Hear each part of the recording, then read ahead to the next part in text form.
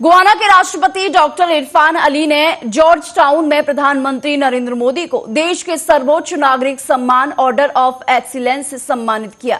इस दौरान प्रधानमंत्री नरेंद्र मोदी ने कहा कि मुझे गुयाना के सर्वोच्च पुरस्कार से सम्मानित करने के लिए मैं अपने मित्र राष्ट्रपति इरफान अली का हृदय से आभार व्यक्त करता हूं। ये सम्मान केवल मेरा नहीं बल्कि भारतीय 140 करोड़ लोगों का सम्मान है। ये हमारे संबंधों के प्रति आपकी गहरी प्रतिबद्धता का सजीव प्रमाण है, जो हमें हर क्षेत्र में आगे बढ़ने के लिए प्रेरित करता रहेगा। फ्रेंड्स, नमस्कार। गयाना के सर्वोच्च पुरस्कार से सम्मानित किए जाने पर मैं मेरे मित्र राष्ट्रपति इरफान अली का हृदय से आभार व्यक्त करता हूं। यह सम्मान केवल मेरा ही नहीं बल्कि भारत के 140 करोड़ लोगों का सम्मान है। यह हमारे संबंधों के प्रति आपकी गहरी प्रतिबद्धता का सजीव प्रमाण है, जो हमें हर क्षेत्र में आगे बढ़ने के लिए प्रेरित करता रहेगा। फ्रेंड्स, आज की चर्चाओं में भी मैंने भारत के लोगों के प्रति उनके स्नेह और आदर को महसूस किया। भारत भी गयाना के साथ हर क्षेत्र में कंधे से कंधा मिलाकर चलने के लिए तैयार है। जिस प्रकार से गयाना की नदियां यहां के लोगों की कल्चरल आइडेंटिटी का अभिन्न अंग रही है, उसी प्रकार भारत की गंगा, यमुना, ब्रह्मपुत्र जैसी महान नदियां हमारी प्राचीन सभ्यता का जन्मस्थल रही है। दोनों देशों में जल को सामाजिक और सांस्कृतिक गौरव का स्थान दिया गया है। भारत और गयाना की समानताओं के इस तरह के कई अनेक उदाहरण हैं, जो हमारे ऐतिहासिक और सांस्कृतिक संबंधों को और भी गहरा करते हैं। इन संबंधों को अभूतपूर्व ऊंचाइयों तक ले जाने में राष्ट्रपति इरफान अली का निजी रूप से बहुत बड़ा योगदान रहा है। उनके नेतृत्व में हम हर दिशा में निरंतर आगे बढ़ रहे हैं। आज की चर्चाओं में भी मैंने भारत के लोगों के प्रति उनके स्नेह और आदर को महसूस किया।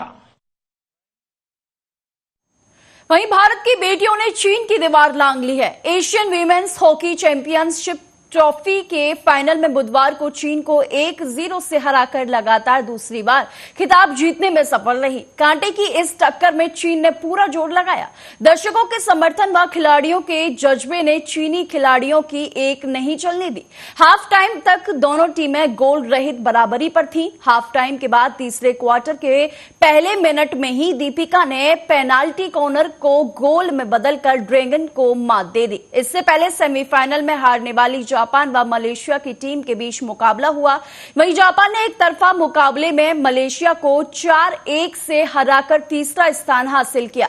वहीं मलेशिया को चौथे स्थान से संतोष करना पड़ा। कोरिया 5वें और थाईलैंड अंतिम स्थान पर रहा। अभी हम लोग खुश हैं, और खास करके इंडिया ने जब हॉकी का जीत हुआ है तो निश्चित रूप से हम लोग बिहारवासी हैं और नालंदा के निवासी हैं, सांसद हैं, और यहाँ पर ज़्यादा से ज़्यादा लोग नालंदा और बाहर से भी लोग हैं, लेकिन नालंदा के ज़्यादा लोग हैं। हम लोग को पहली बार मौका मिला, उसमें भी जीत हुई। इसके लिए इंडिया टीम को मैं बधाई देता हूँ, धन्यवाद देता हूँ, और बिहार के मुख्यमंत्री जी को बधाई देता हूँ। उन्होंने स्टेडियम बना करके हम लोगों को यहाँ आने का अवसर दिया और देखने का जो अवसर दिया, इसके लिए उनको बधाई देता हूँ। अगला खेल मुजफ्फरपुर में स्वास्थ्य विभाग हमेशा सुर्खियों में रहता है। सदर अस्पताल में डॉक्टर की बड़ी लापरवाही सामने आई है। आपको बता दें कि पेट दर्द का इलाज कराने पहुंची एक बच्ची का ऑपरेशन के नाम पर पेट चीर दिया गया। आपको बता दें कि डॉक्टर ने बच्ची को अपेडिक्स का ऑपरेशन कर दिया। डॉक्टर अपेडिक्स के ऑपरेशन करने के लिए पेट चीरा तो पता चला कि लड़की को अपेडिक्स है ही नहीं। अब ऑपरेशन में विलंब हुआ तो परिजनों ने कारण पूछा तो सर्जन डॉक्टर अब्दुल ने बताया है कि अपेडिक्स के लिए पेट का ऑपरेशन किया गया, लेकिन मरीज के पेट में अपेडिक्स की कोई समस्या नहीं मिली। जब परिजनों ने डॉक्टर से पूछा कि अपेडिक्स नहीं था तो पेट क्यों चीर दिया, इस पर डॉक्टर ने कहा कि अल्ट्रासाउंड रिपोर्ट के आधार पर ऑपरेशन किया गया है। वहीं 1.5 घंटे तक बच्ची ऑपरेशन थिएटर में ही रही। वहीं उसी के बाद बच्ची के पेट में दर्द हुआ, लेकिन डॉक्टर मुनासिब नहीं समझा डॉक्टरों ने कि उस लड़की को दोबारा जाकर देखें। देखिए, ये हम लोगों का प्रयास था यहाँ पर, जब पिछला भी मेरा निरीक्षण हुआ था कि यहाँ हम लोग सर्जरी की सुविधाएं जो है वो मरीजों को दें, ताकि किसी भी प्रकार की, चाहे वो माइनर सर्जरी हो या कोई बड़ी सर्जरी हो, उनके लिए उनको बाहर पैसा खर्च न करना पड़े। समाचार पत्रों के माध्यम से ये हम लोगों को भी पता चला है कि कुछ इस तरह की बात हुई है कि शायद अल्ट्रासाउंड में अपेंडिक्स की बात बताई गई और सर्जरी के क्रम में नहीं पाया गया। तो जो एक्सपर्ट्स हैं वही इसमें बता पाएंगे। सिविल सर्जन साहब को मैंने सुबह ही बोला है कि 3 डॉक्टर की टीम बना दीजिए और सारा जो रिपोर्ट है, जो डॉक्टर का वर्सन है, जो पेशेंट का वर्सन है, उसको आप ले लीजिए और उसमें एक रिपोर्ट जो है कल तक, मतलब 24 घंटे में, वो यहाँ भी हम लोगों को भी भेजेंगे और हम लोग उसको देख लेंगे कि क्या बात है उसमें, कहीं मेडिकल नेग्लिजेंस तो नहीं है।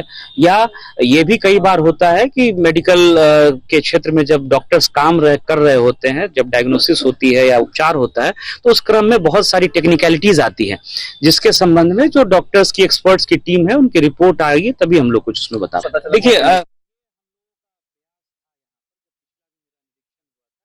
वहीं गोपालगंज के भौरे बाजार में लग रहे जाम को लेकर अब स्थानीय प्रशासन ने कार्रवाई तेज कर दी है। प्रशासन ने मेकिंग के माध्यम से 48 घंटे के अंदर सड़क किनारे लग रहे दुकान को हटा लेने की अपील अतिक्रमणकारियों से कर दी है।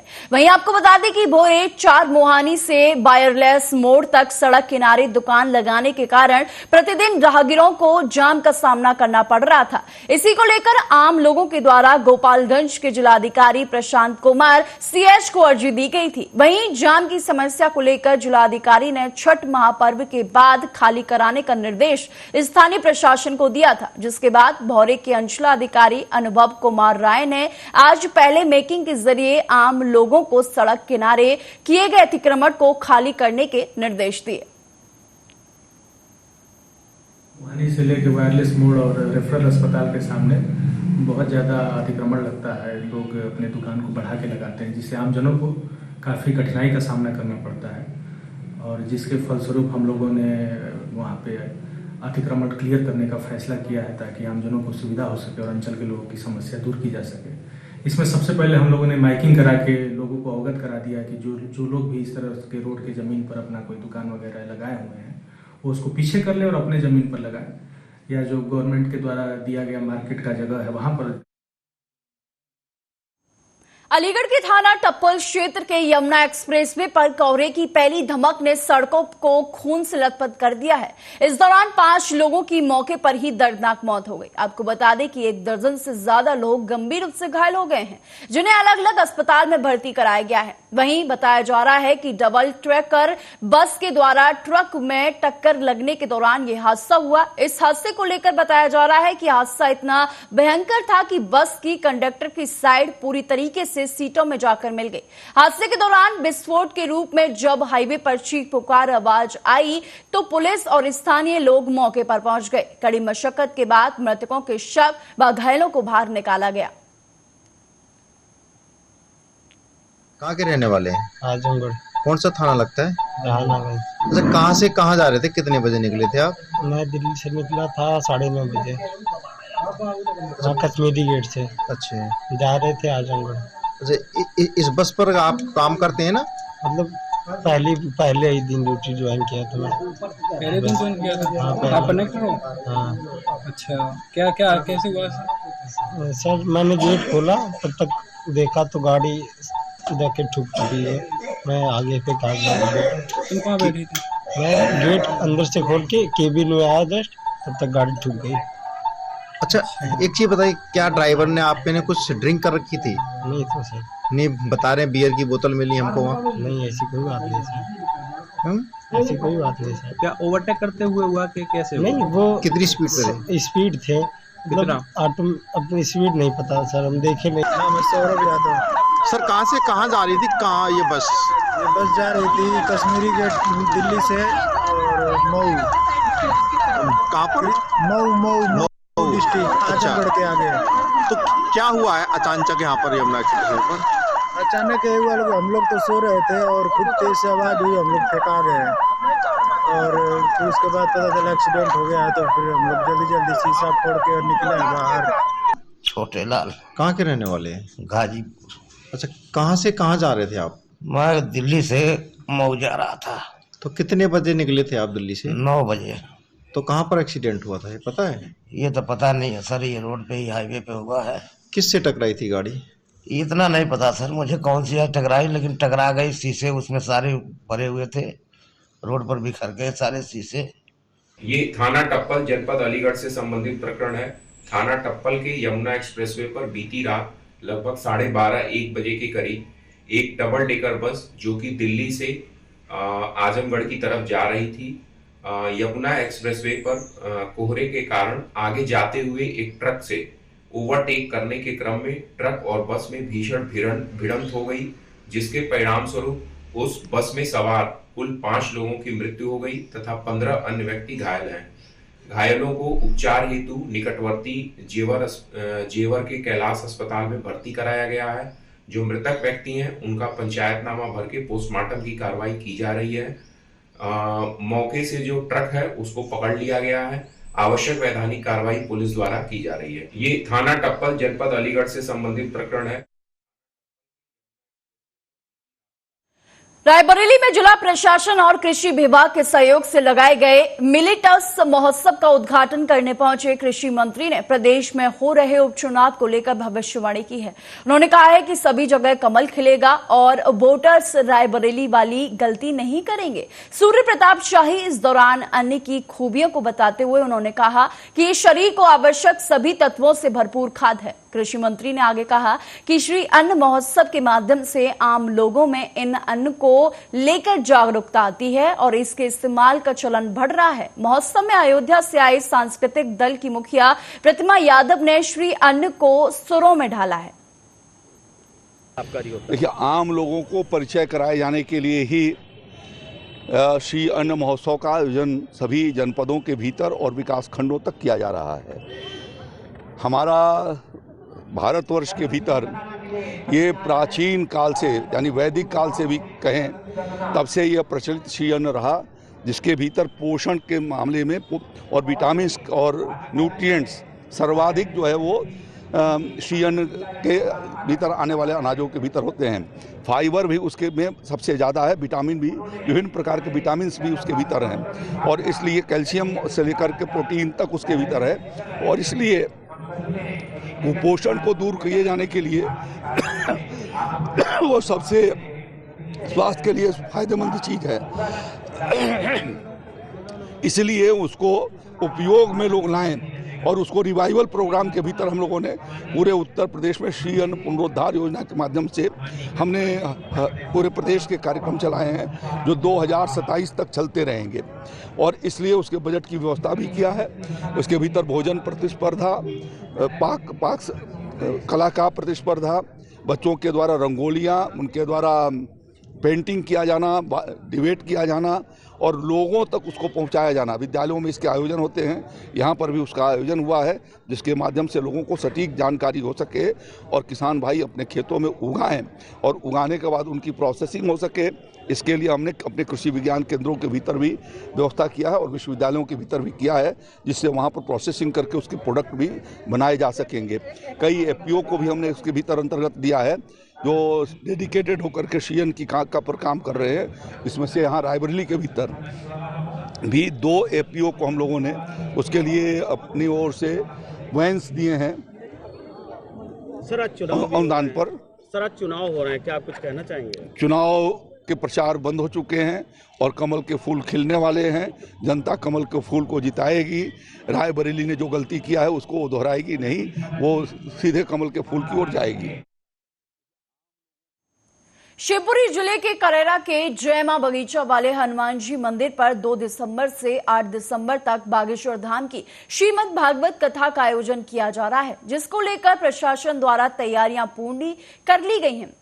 आपको बता दें कि भागवत कथा में 21 कन्याओं का भी विवाह समारोह का जो है वो आयोजन किया जाएगा। वहीं बागेश्वर धाम की भागवत कथा को लेकर कई महीनों से टेंट लगाकर भक्तों की बैठने की व्यवस्था की जा रही है, जिसकी जानकारी खुद धीरेन्द्र कृष्ण शास्त्री ने मंच से दी।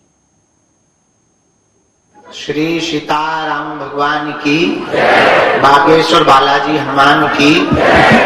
हमको यह बताते हुए बहुत प्रसन्नता हो रही है, 2 दिसंबर से 8 दिसंबर तक करेरा शिवपुरी जिला में मध्य प्रदेश में है, जहां बगीचा वाली माई, बगीचा वाले श्री हनुमान जी महाराज, वहां पर 2 दिसंबर से 8 दिसंबर तक श्रीमद् भागवत कथा का आयोजन होने जा रहा है। करेरा शिवपुरी वालों, करो भव्य दिव्य तैयारी। 2 दिसंबर से 8 दिसंबर तक करेरा में आ रहे हैं मुगदरधारी। वहीं पर 7 दिन की कथा सुनाएंगे हम, 1 दिवसीय दरबार भी लगाएंगे। इसलिए आप सभी करेरा, मध्य प्रदेश, शिवपुरी, आसपास के जितने भी प्रियजन हैं, सबको यह सूचना वीडियो के माध्यम से दे देना। जय श्री राम।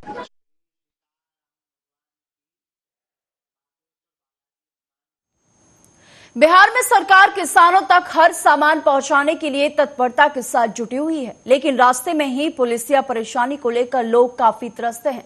आपको बता दें कि ताजा मामला पटना राजधानी से सटे मनेर से है, जहां पिकअप के ड्राइवर और मालिक ने मनेर के विधायक भाई वीरेंद्र के घर पर पहुंचकर इस समस्या को उनके सामने रखा। हालांकि विधायक वह मौजूद नहीं मिले, वहीं उनके परिवार वालों ने हर संभव मदद का भरोसा सभी लोगों को दिया। इस दौरान मनेर के पिकअप के ड्राइवर और मालिक सड़कों पर उतरकर विरोध प्रदर्शन करने लगे और कहा कि पुलिस उनके साथ दुर्व्यवहार करती है, साथ ही जुर्माने के नाम पर अवैध तरीके से पैसा उनसे वसूलती है।